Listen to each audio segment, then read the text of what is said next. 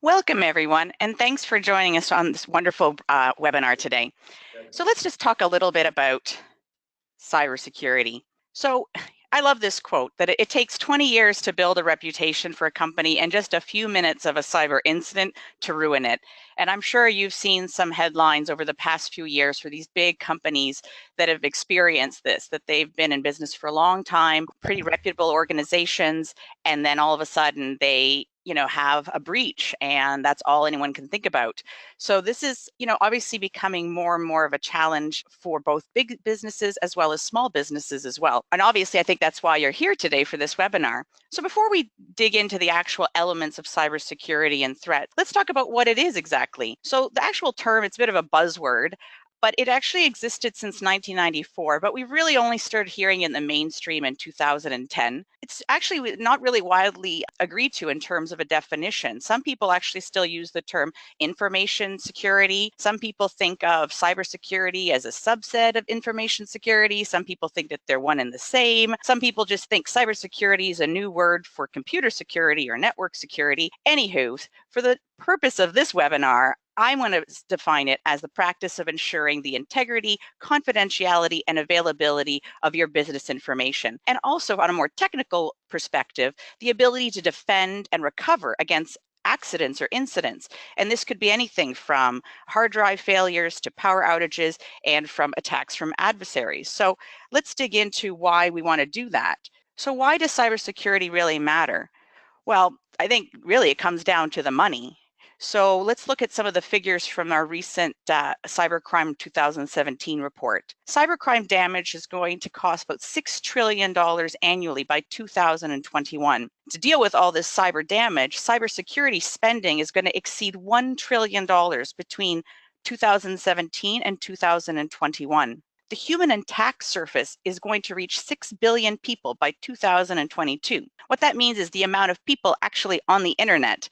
So actually right now, as of 2017, there were 3.8 billion internet users, which is about 50% of the world's population. So they're forecasting that that's going to jump up to, like I said, 6 billion, and by 2030, they're suspecting it's going to be 7.5 billion internet users. And that the big one we are hearing around today of ransomware, that's actually going to continue to rise, and that the cost for ransomware will cost 11.5 billion in 2019. And that I found this is a great stat and kind of scary from a business perspective, that businesses will continue to fall victim to ransomware at a rate of as an attack every 14 seconds by the year 2019. So that's pretty scary in terms of, and I put that out there because obviously money makes a difference, but it's also in terms of how prevalent this is going to be in the future. It's not going away. So what can we do to actually protect ourselves from this? Well, and that's what this webinar is all about. Most of it is education and awareness. So we're going to get started by just talking about, at a high level, what cybersecurity or threats are.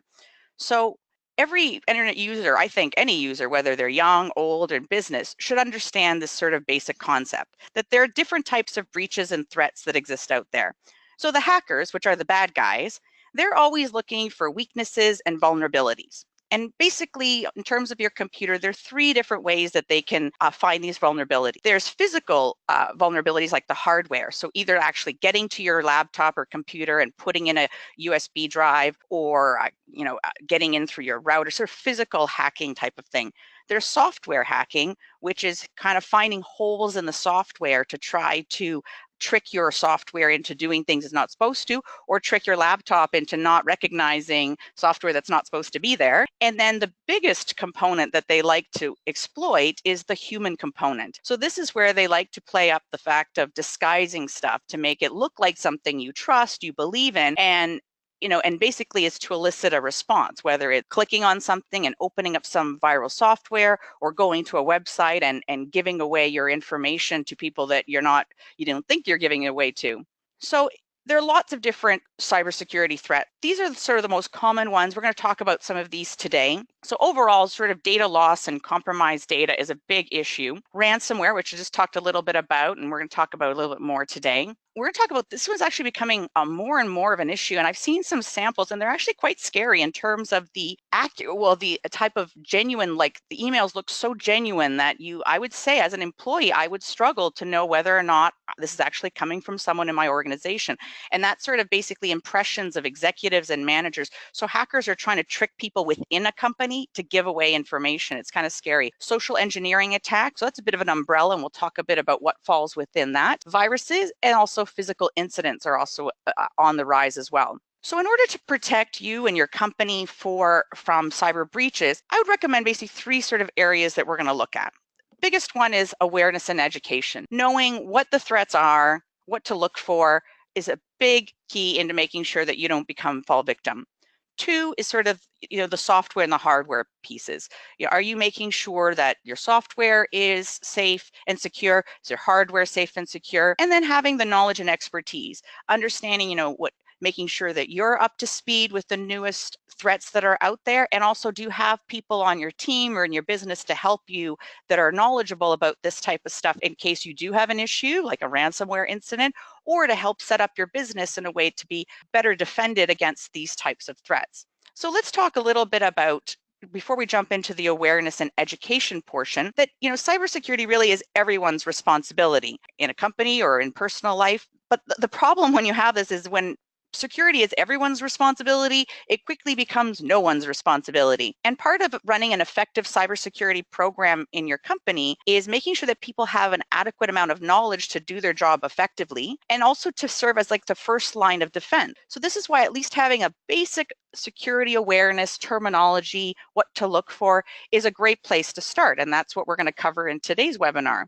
So let's talk about some of these big threats that I mentioned earlier and what they're about and what to look for. So social engineering attack. This is sort of like an umbrella statement that covers any kind of attack that relies on human interaction and involves tricking people into breaking sort of their normal security procedures.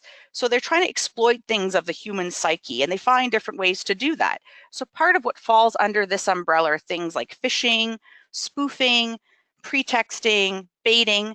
So we're going to talk a lot more in this webinar about phishing and spoofing, but I'm just going to give you a little bit of a definition for pretexting. So pretexting is a technique where, unlike phishing, which we're going to talk more about, is about sort of exactly like phishing, like with fish, but with a PH, is when you try to lure people in to click on something to divulge their information. Pretexting is like that, except it requires a lot deeper trust levels. So here's an example: is if a hacker discovers that a company deals with an insurance company, insurance claims for healthcare, if they find out who that healthcare company is, they know that, oh, okay, as part of this, they generally have to be compliant with certain regulations. So if the hacker knows what these regulations are, they could set up an email that they would send out to employees, basically from the government, saying that in order to comply with this regulation, they have to click on this company link and sign in and use their credentials. So that requires a lot, from a hacker's perspective, a lot more work. They have to kind of go in and find out about the company, about the employees, about the email structure. But again, it takes them a little bit longer, but the stakes are also much higher. So that's a little bit about pretexting. We're not going to go so much into that. And baiting is also very similar to phishing. What's distinguishing about it is it usually has like a big, exactly, bait, something, a big carrot to really lure people in. So either free music, a free movie download, and basically to get this free item, you have to surrender your login credentials. So that's sort of a high level, but let's jump into phishing and spoofing, because those are sort of the most common ones that you're going to see on a daily basis. So spoofing and phishing actually works usually together. Spoofing is the act of basically creating a pretend website or email that looks like it came from a legitimate source. So you'll see here as an example up on the screen is this one. It looks like Facebook, but when you look actually at the URL, you'll see this is not Facebook's URL. So this is and people do this with emails, websites, that kind of thing. And so this is a way to sort of get your trust so that they can steal your information. And as I mentioned, spoofing usually works together with phishing. So this is the most common threat technique used by hackers because it's really easy for them to execute, requires pretty little effort, and they can hit many hundred thousands of people. And again, they might not trick those hundreds of thousands, but they might trick one or two, and then they go from there. So Phishing is the act of basically using fake emails, text messages, websites, like I just showed you with the spoofing element, to elicit a response. So this could be a combination of sending you an email to click on it to go to a website and log in so they could steal your login credentials. It could be clicking on an email, going to a place to put in your credit card information. That'd be scary. Also, even just putting in information, they send you an email saying, hey, we need your address or something because we need to confirm it. So things like that. There's just basically a way to get your information through trickery. So the way you avoid being a victim of phishing and spoofing is, first and foremost, is stop before you click. Before I even go to number one right here, my biggest thing is just be aware that it exists. And before you click anything, stop and let's take a look at it. And first of it is learning to identify, like, and that's part of why I'm saying stop, because I know we are bombarded with emails. We're getting hundreds of emails a day, and it's really easy to sit there and scan, and swipe and delete, or click really quickly because we're going through them such a quick rate. But this is where it's really important, especially with, I'd say, anything that's asking you for your information, something that seems like a company you trust, like Amazon, PayPal, banking, anything. Don't click on it until you do these checks, okay? So first and foremost, you're going to take a look at it to see, is the name and the email correct? You're also going to check the link. And the way you do that is if you hover over the actual URL in the email address, you'll see the URL come up. And obviously, if it's Amazon, it should have an www.amazon.com type address, not some other kind. Another thing you should look for as well, and I found this in tons of the emails that I've received, is poor spelling and grammar. Now, a lot of these phishing and phishing schemes come from abroad, and English is not their first language, so they'll usually take an email, an actual letter that they might have found, and alter it a bit. Again, their grammar and spelling is not correct, but they don't care. They put it in there anyways. And I find that interesting because people need to keep in mind that big companies like Amazon, like PayPal, like all these big companies, they have people on staff that it's their jobs to write emails and letters and make sure that they're perfect and the grammar is perfect. There is no spelling errors. Not to say that they don't have mistakes occasionally, but for the most part, they will be perfect. So if you're getting some weird email that has like very obvious blatant spelling mistakes from some big organization, definitely a flag that this is probably not a real email. Also, something to look for is threatening wording. So because they want to elicit a response from you. So you'll see emails like urgent action required, your account will be closed, your account's been compromised, because they want to play on that anxiety to get you to respond and just react and click on it. In this example that I have here, you see refund, you're like, ooh, I'm getting money. Great. So you just go in. Oh, all you have to do is provide a billing address. Perfect. But then it's like, wait a minute. Amazon has if they're providing me a refund for something, they have my address already on file. Why would they be asking me for it? So that's something to keep in mind.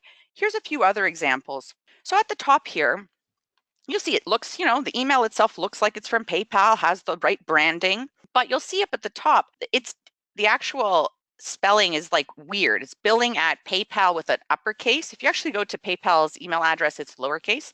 Another way to look at it, and again, you might not know that, but if you go on your own, another URL like to your Internet Explorer and type in www.paypal.com, you'll see up top that it's not pay and then pal uppercase, it's just PayPal lowercase.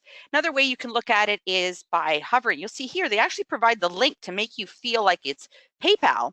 But when you actually hover over it, it is not going to PayPal at all. It's going to some completely other address, some sort of catalog. Here's another example. Looks like a LinkedIn email address or email, but you'll see up at the top, it's coming from some different kind of person. And you'll also see here below that there's some weird coding embedded in the actual email that has nothing to, it's something in Australia actually, and it has nothing to do with LinkedIn. Some other ways to make sure that you're not a victim to phishing and spoofing. Like I mentioned before, just anything to do with banking, money, anything like that, don't click on it.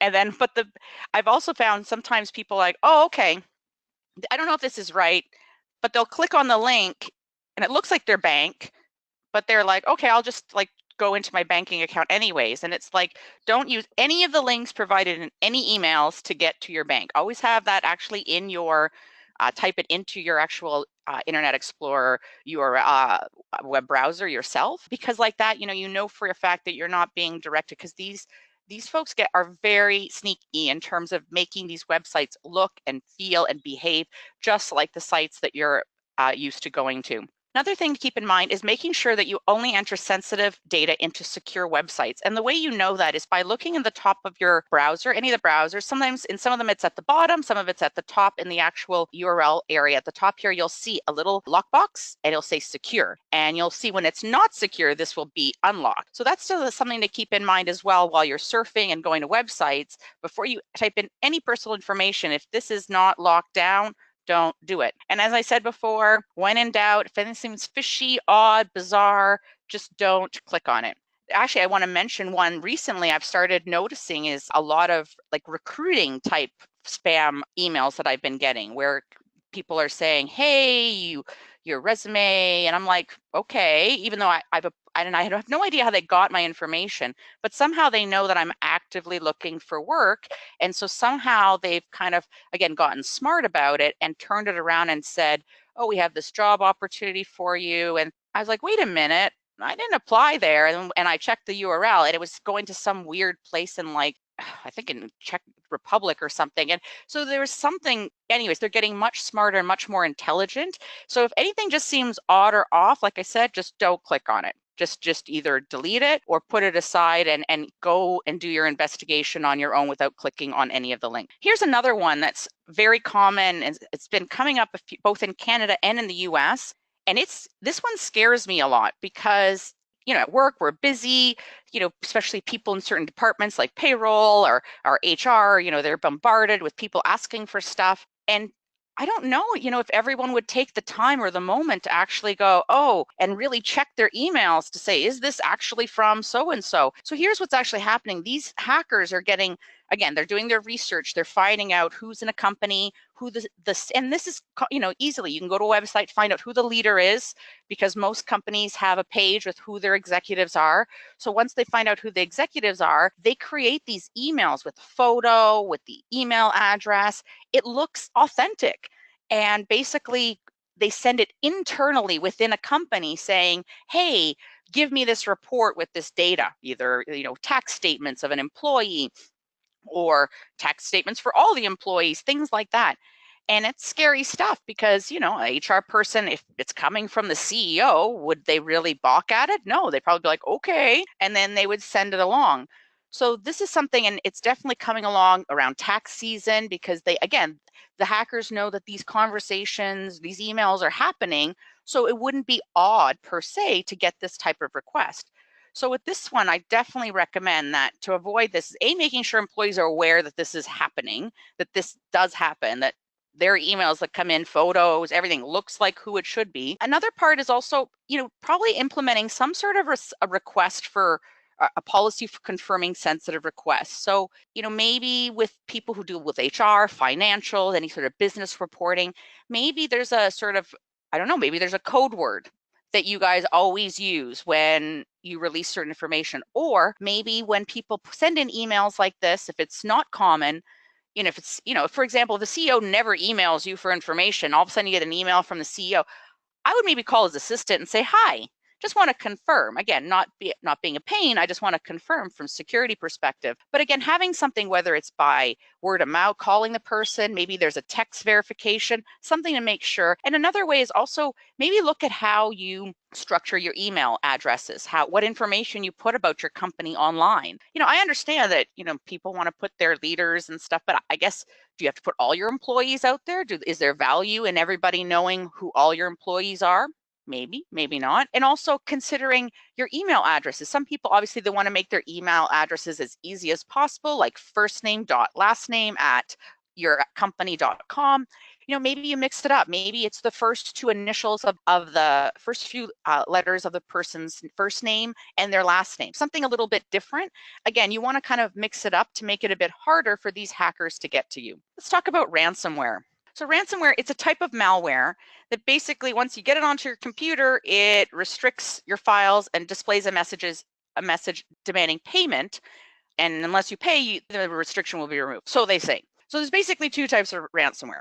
There's a lock screen, which basically, you know, once it's in there, basically you get this thing on your screen that says, you have ransomware, and the stuff's in the background, but it basically locks down your screen and you can't access your computer in the background because of the ransomware. There's also an encryption version where basically it goes in the back end and encrypts your entire drive. And the only way then that you can get to access it is by getting the encryption code from them, and they want money for it. So both very, very scary events to go. Here's an example of one that you would get on your screen, and here they're asking for $300 worth of Bitcoin. Interesting. So my biggest recommendation is, I know it's very scary when this stuff comes popping up on your screen, is first and foremost is don't pay the ransom, because really they're meant to scare you, they're meant to intimidate you, and even there's a bit of a challenge, as some people have experienced, they've submitted the payment and they haven't guaranteed that their system has been regained access. So there's not this definite, like, you pay and then everything's back to normal. I would, consider your computer's been infected, do you have, again, this is having someone on staff or having a great IT person, support people to help you either to try to repair it, to get your data retrieved. And also part of it as well as, we've so many other reasons of why backing up your data is important. But I think this is another perfect example of why doing regular backups of your data is important. And I know for me, I personally do this on a regular basis. I back up all my laptop information on a physical, external, removable hard drive, because even though I do put stuff in the cloud, I do put stuff on other drives, I do find that having a physical hard backup is important for this very reason. Viruses. So viruses have been around for a long, long time. We've talked about them, but a lot of people don't know exactly what they are or what they do. They're basically a type of a malicious computer program that's either sent as an email attachment or you're sent to a place and you end up downloading it without knowing it, type of thing. And it infects your computer. And then it can also, depending on the type of virus, infect anybody in your contact list if it's one that distributes itself via email. And sometimes there's some viruses that actually just going to a website can automatically download the virus in the back end. You don't have to actually click on anything. Just going to the website itself starts the download in the back end. So these viruses, they really can do a range of damage. They can send spam. They can provide criminals with access to your computer, to your contact list. They can scan and look through your computer for information that it deems might want, like passwords, financial information. It could hijack your web browser. It can disable your security settings. It can display unwanted ads. And another thing too is sometimes when they're running, viruses can attach itself to different programs. And so when you end up working with different programs and other people are working, you could spread them to other people in terms of via the cloud. So, and that's the thing, the variation of viruses out there are huge. But thankfully, there are lots and lots of antivirus programs out there. There are free ones, there are paid ones. I personally believe you get what you pay for. So investing a little, again, this is your security of your data. So investing a little bit more and making sure that you have a decent antivirus. And then part of it too is making sure that your antivirus is up to date. I can't imagine how many people I've talked to who they have it, but then it expires and they're like, and I'm like, no, it's not.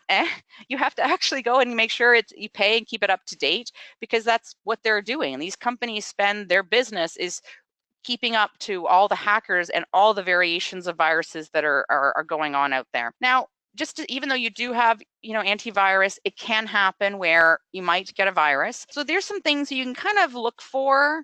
I know even though I have an antivirus, I've had a few instances where I've noticed some of these things, and then I've gone and I've done a little update of my antivirus, and then I've run the antivirus again, the scan, even though it's supposed to be doing it automatically, and it's found it after the fact.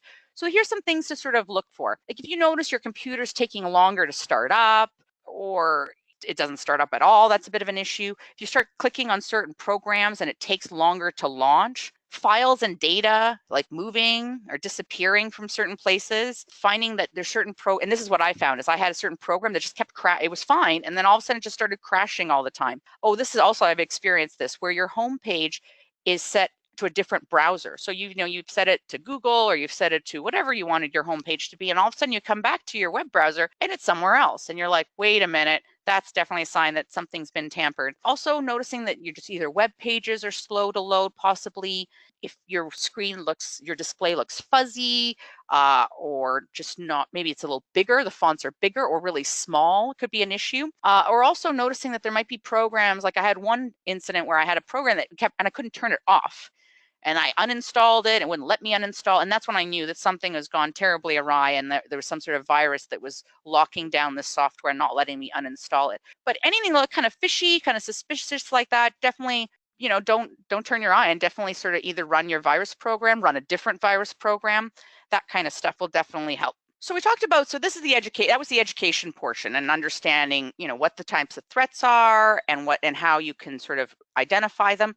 And now we're talking about hardware and software. So the first part was more about from the human aspect. This is the back end. Now, obviously, as a human, you have the control to make sure that you have the right antivirus and the right hardware equipment and stuff like that. But this is more the manual stuff in the back end. So there's software threats. So we have malware, which I sort of mentioned, that it goes into your software, or it goes into your browser, or it goes into your operating system. Basically, it goes wherever they want it to go, and it alters stuff, and it can steal information. It can constantly feed information to the hacker on a regular basis. Lots of scary stuff with malware, like I said, because of the variation out there. Definitely important to have a good antivirus to prevent that. Trojan horses. Back in the early 2000s, there's sort of big influx of Trojan horses. They seem to kind of disappear for a while, but they're definitely coming back with a vengeance, so it seems. And basically, they seem, well, like it's like the history lesson of a Trojan horse. They seem like a legitimate piece of software. You think that you're installing something that you're supposed to be installing, but actually in the back end of this software, there is a bad piece of software. And so when it launches, very similar to malware, as you launch it, it basically populates in the back end, and it can do a variety of things. It could lock down your computer, it can share information, it can do all the various same things that a malware could do. And then there's another classification of spyware. So similar to malware, but spyware is specifically doesn't really want to alter things. It doesn't really want to like play around with your software. It really wants to just exist in the background and watch you and watch information. And it can either and send that watched information to whoever put it there in the first place. So again, it could watch your email. It can watch your web browser. It can watch many different things and send this information to whoever is the source of the spyware. I found that a lot of this spyware comes from like free downloads. It's usually in the back end. And sometimes you're actually consenting to it going in there, sometimes it's not. And I actually found a lot of spyware, because of its very nature, it's spyware, it's supposed to be sneaky and exist in the back end, doesn't always come up with virus scans. So there are a lot of virusware software applications out there that you can, some are free, again, some are not, and you can do a scan and just check to make sure that you don't have any kind of spyware running in the back end. And then there's hardware threats. So I know most of like cybersecurity, a lot of the emphasis is on the web and on the software being secure and all that kind of stuff. But there's also the hardware aspect of it. And people often forget about this, is that making sure, especially at home, is less of an issue, but in a work environment or moving your equipment from different locations, you always have to kind of be aware of the actual hardware threats. So cyber criminals, also work in physical spaces. Yes, in their different parts of the world, just coding spyware and other stuff. But there are people that are out there trying to physically get into computers. So either it's physically stealing a laptop, phone, a tablet, going into an office place and putting in a USB stick to either remove or add content to a device, walking by in public places. How many people I know when I go to Starbucks and I walk by, people on their laptops, on their phones and stuff, and I'm standing in line and I'm like looking at their laptop and everything that they're doing. I can see what they're typing, I can see everything. So are people being aware that people might be snooping, and also being aware that people have the ability to hack into webcams, Wi-Fi routers, and other accessories, that they could use those to watch you and therefore physically watch you put in your password and that kind of stuff and get access to your equipment or to your devices. I want to talk a little bit as well about old systems. So this is a question that sort of came in before the webinar, and as part of it, so the question was like, what do you think about running either computers running old legacy systems, or perhaps you have like an older computer because you have some old software that runs your production, and it only runs on Windows XP. And you don't want to upgrade it because it doesn't run on anything higher, so you keep this one computer running Windows XP. Well, there's a bit of a risk with that. So I'll give you a bit of just as a little story of warning. So last year, the UK National Health Service was basically shut down, completely shut down. Their whole health service was shut down by ransomware. And the problem was that the whole system, everybody was running Windows XP. And basically all the new patches for 2017 were not running. So they could not actually deal with the ransomware. So this was a big issue. So it wasn't just impacting one computer, it impacted thousands of computers. So with very few exceptions, like having this emergency patch, it was really expensive. They basically had to create their own patch, code their own patch. And Microsoft was like, sorry, we don't really support XP anymore.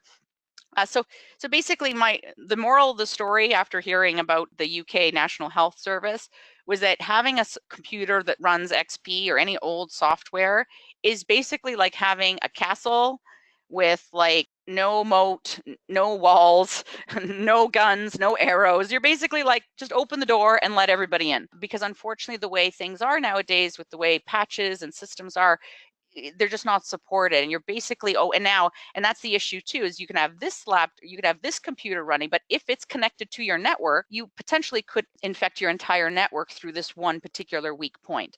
So that's just something to keep in mind. So some other things to keep in mind to make sure that you prevent any hardware or software compromises is making sure, like I said, regularly back up all your data. And my tip, definitely doing maybe a physical backup, like an external hard drive, making sure that all your hardware is running with the most current drivers. Like I said, people do this for a living. They spend time researching what the weaknesses are, what the hacks are, and they make sure that the drivers and the software and everything is all up to date and has no holes in it. Physically, like lock down your equipment. So, maybe you've heard of people who put tape over their webcams when they're not using them, or if your laptop is at the office, do you have like a lock on it to make sure that no one can actually walk away from it? Are you in the front office or in the receptionist area? Do you leave your phone out? Do you leave a tablet out? Could someone walk in? Also think about having your screen locked down after a minimum time of activity. I know it's a pain. I know for me, I have it set to a minute of inactivity, and you turn around for a minute and it locks down. You're like, I got to type in my password again. But you know what? It really only takes a criminal a minute to get access something in your computer if you stepped away. So taking that extra step of just typing in your password, not a big deal if it's going to protect your information. Obvious one, ensuring your antivirus is active and up to date. Like I mentioned, running a spyware program is also helpful. Working with IT to make sure that employees don't install stuff on their devices. So I've actually worked at some organizations where if a device was provided to me, either a laptop or a phone or tablet, it's actually locked down, that no other software other than what they provide me can be installed on the device. And I think that's a great way, again, to just prevent potential of unwanted things being loaded on these devices. And then we didn't really talk too much about it, but there's a whole level of passwords and making sure that your employees use complex passwords. Because a lot of the stuff we talked to today was just giving your password out, but there's a whole other conversation that to be had about security in terms of making sure that people can't guess your password. Like I think every year they do a sort of study about people commonly use passwords, and 1, 2, 3, 4, 5, 6, 7 like continues. I think now most passwords require 8 digits. So the fact that people continue to use 1, 2, 3, 4, 5, 6, 7, 8 as a password is amazing to me. So again, having that conversation with employees, or actually setting up requirements when they set up their passwords, that there are digits, that there are uppercase, lowercase, and a mixture of symbols, sort of forces them to make their passwords a little bit more complex. And finally, let's talk a little bit about knowledge and expertise. So keeping yourself up to date on what's going on in the cybersecurity world is a good way to start, because again, there's always new sort of hacks and areas of concern sort of happening. So, you could put yourself on one of these feeds just to get a regular update, weekly update. There's some common ones that I put here: Hackers News. Another one, recommend Dark Reading, securityintelligence.com, and KrebsonSecurity.com. It's a fellow smart guy, but he's also always talking about sort of different security threats. subscribe to one of those and just sort of keep up to speed with what's going on in the cybersecurity world. And also consider leveraging like some expertise from a company. So I don't know, within your organization, whether you have anyone who's an expert in cybersecurity, but consider going to a company and asking them to evaluate your current security measures. And they could, a lot of them will go through what you currently do, both your software, your hardware, even your human aspect, your procedures, and they can talk to you about recommendations on how to make your business more and data more secure. And they can also help you with ongoing maintenance of all of this, your antivirus and all these different devices and stuff to make sure that everything is safe and secure. Great. Well, I really hope that you guys found this webinar helpful, and I hope you'll join us for our next one.